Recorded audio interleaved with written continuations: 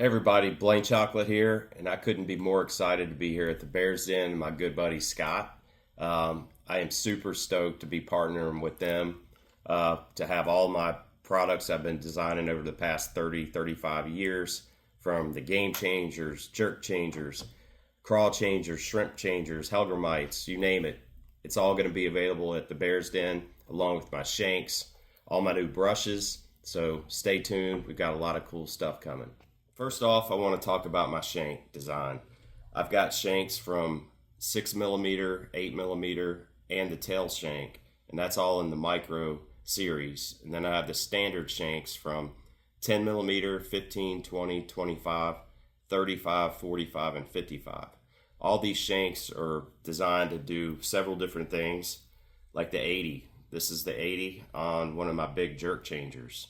And then I have a couple of the standard shanks behind that, and this gives you that super cool swimming action. It could be a swim bait, but this is what I call the jerk changer.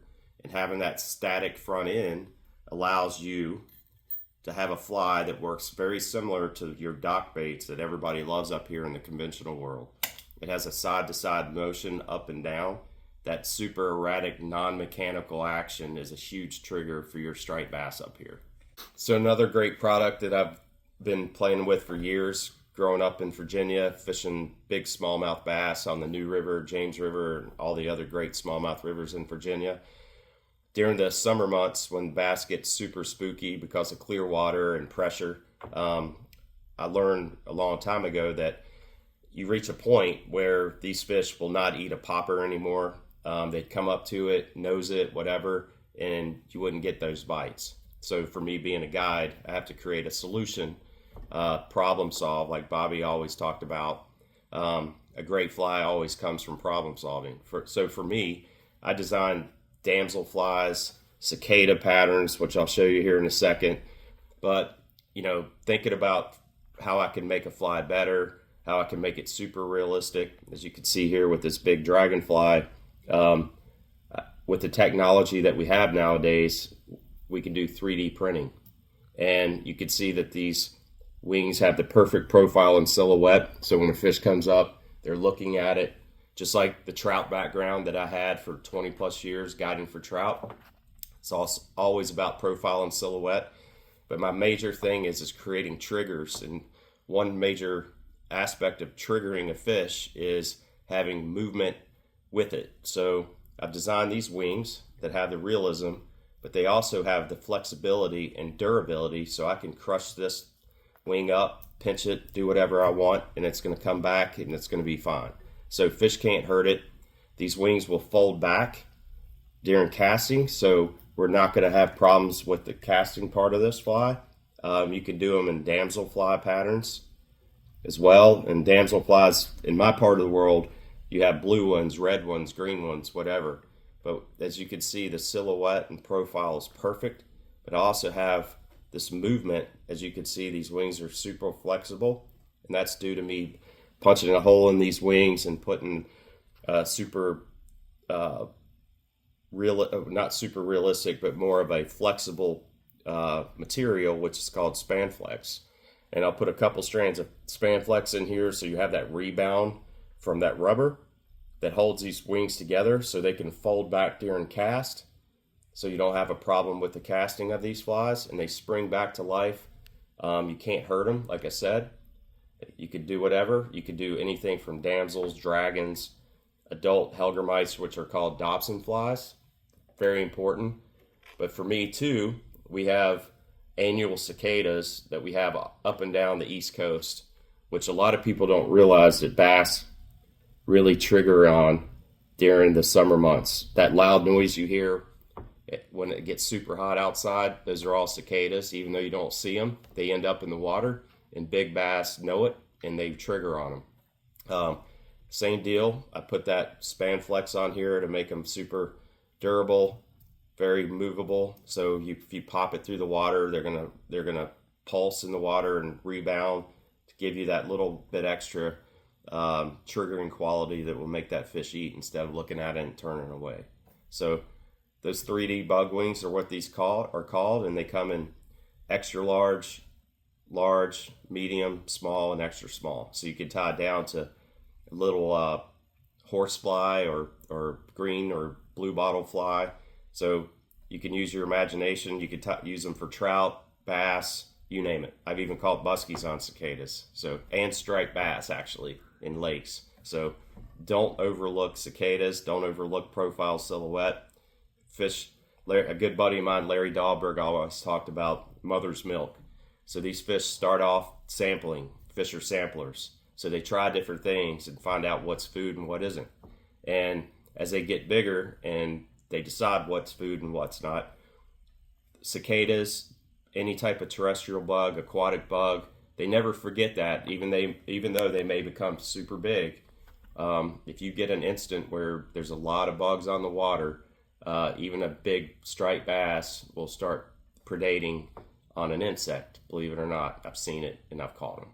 Let's talk about my crawl changer parts, or lobster parts, or ghost shrimp, or whatever.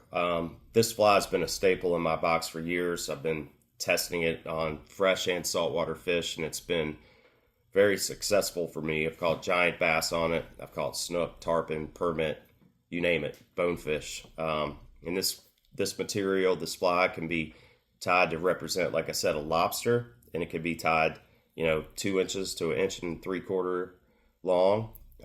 It's got that super realistic swimming action, more of that porpoising swimming action from the 3 micro shanks that we're using here on the 6mm platform.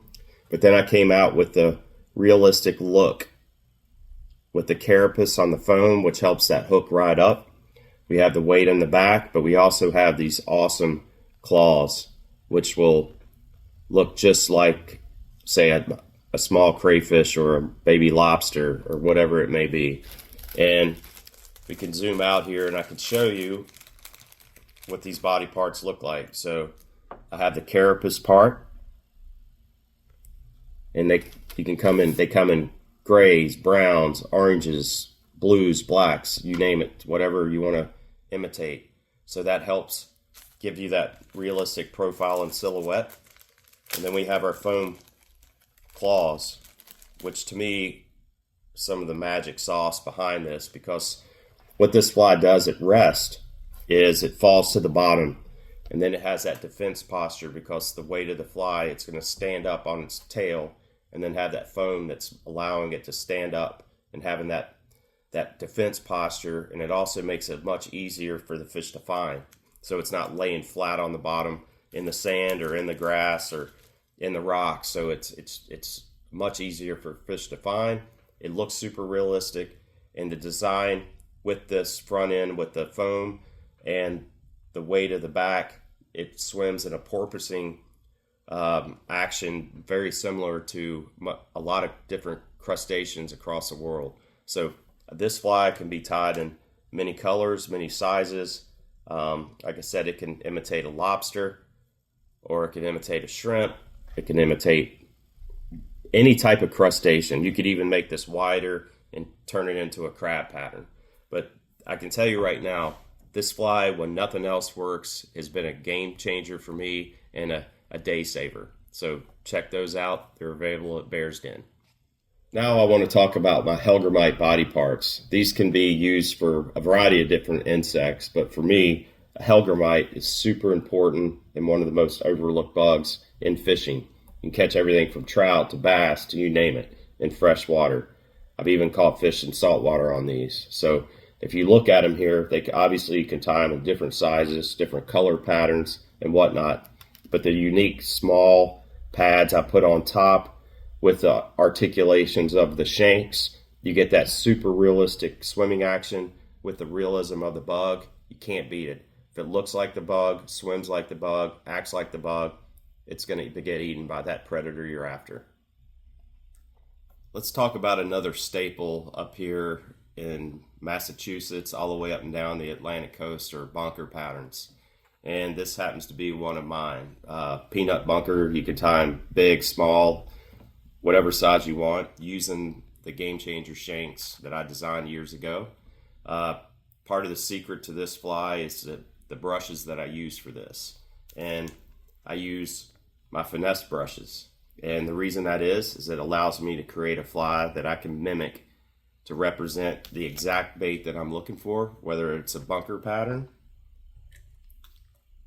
or really tiny. For your albie lovers, this is one of my secret weapons when I'm fishing for albies in North Carolina, New York, Connecticut, Rhode Island, up here on the Cape. I've caught albies. This is a game changer in itself, and the secret sauce is the finesse chenille. I want to talk about my hybrid changer. It's been a staple in my box for many years.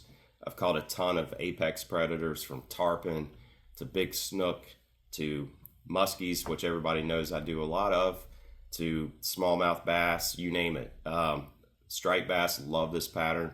I've been fishing up here for many years up on the Cape, and I've caught a number of really nice stripers on this particular pattern. And the secret behind this is I do what I call a support veil type of tying technique, where the big problem with throwing big flies, much like Bob Popovic's talked about for many years, is creating profile and silhouette that's castable on a fly rod. And the hybrid changer is my answer to that. So the secret to it is I use a material that is very stiff as support. So if you're thinking about my fist as being support, look at it as being very similar to branches on a tree. If you cut branches off of a tree, pile them up in your yard, it's going to have a 90% air, but it's going to have a lot of bulk.